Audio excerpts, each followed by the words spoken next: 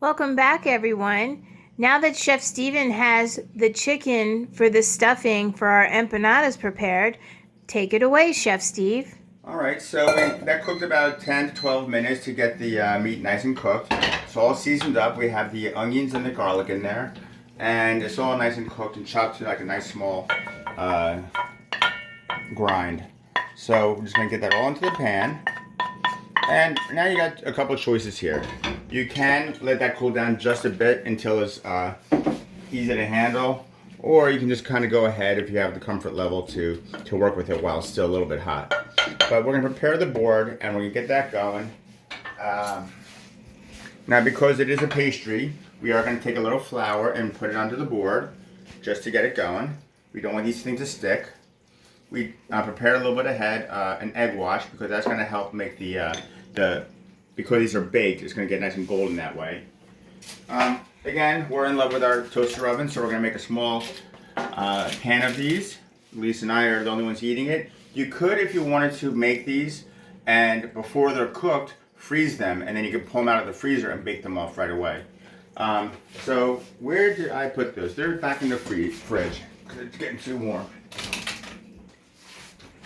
Now, like everything else in this world, packaging keeps changing, and here was our Goya empanada dough. You could make your own empanada dough, but we chose to do it the nice, easy way. This is a good product. These are nice because they're separated and they don't stick to each other.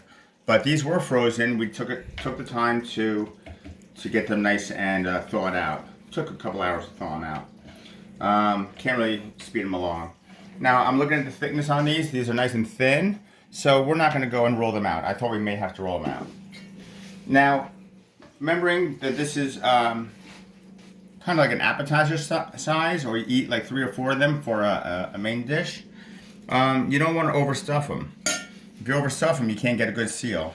So what you're going to do is just take that, make sure you get a nice solid seal on it. Then you can push the stuffing in there to determine how big.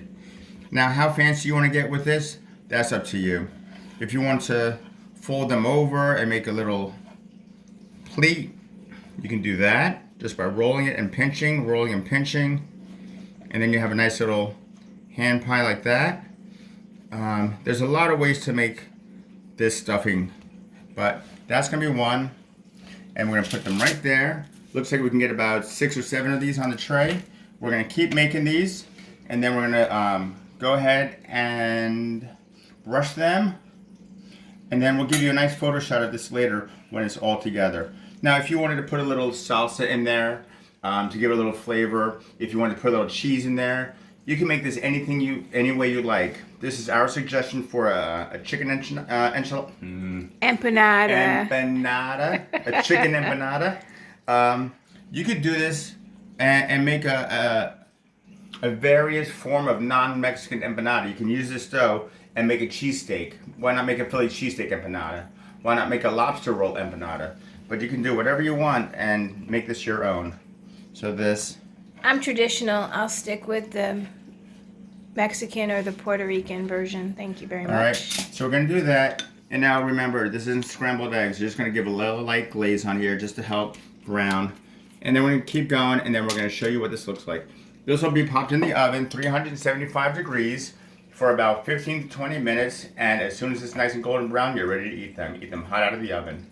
Thank you, and I hope you enjoyed this version of Everything Culinary.